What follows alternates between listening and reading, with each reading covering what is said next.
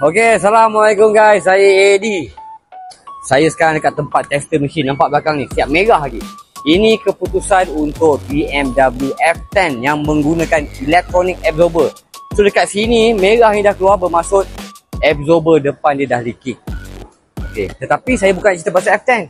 Saya nak ceritakan tentang sebuah kereta yang selalu masuk, iaitu Toyota Alphard ataupun Velfire model AGX 30.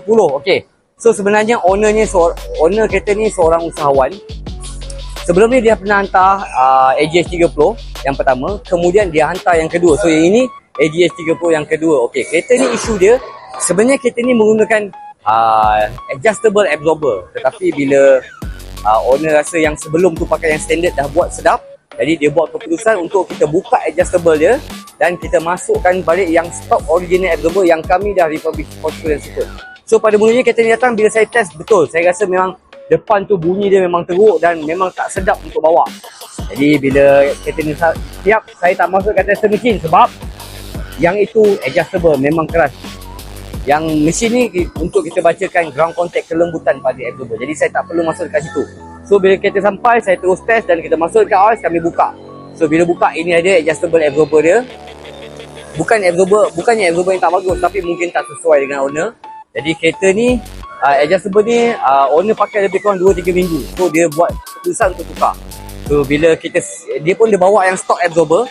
So bila stock absorber dia bawa, masa kami tekan yang stock tu memang out lah, memang lembik gila. Jadi bila absorber stock dah lembut, kami refurbish semula kepada 40%. So bila absorber dah siap, you guys boleh nampak komen kami tekan memang agak keras. Tetapi jangan risau, comfort you guys takkan hilang.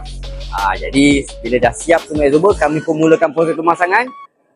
Dalam masa yang sama kita cek parts wear and tear. Alhamdulillah semua parts wear and tear tak ada yang rosak. Jadi selepas itu saya pun test, memang saya rasa comfort pada AGX 30 ni. Jadi setelah saya test semua, untuk dapat result yang penting kita dapatkan result bila kita tester mesin. So kita masuk dekat tester mesin, juga boleh nampak depan kiri 14, depan kanan 16, belakang kiri 16 dan belakang kanan pun 16. So baca aja di bawah 20, barulah AGX 30 ni stable. Jadi kembali guys, kat luar sana belakang saya ni pun model Alphard AGX 30. Kereta ni memang banyak datang sebab masalah absorber yang lembut dan berbuai.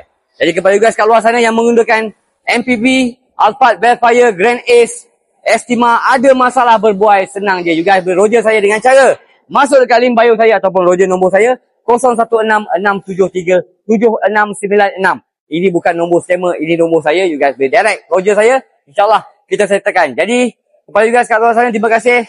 Saya mendoakan semoga dimurahkan rezeki dan dipermudahkan urusan. InsyaAllah kita akan jumpa lagi dalam video seterusnya. Yang paling penting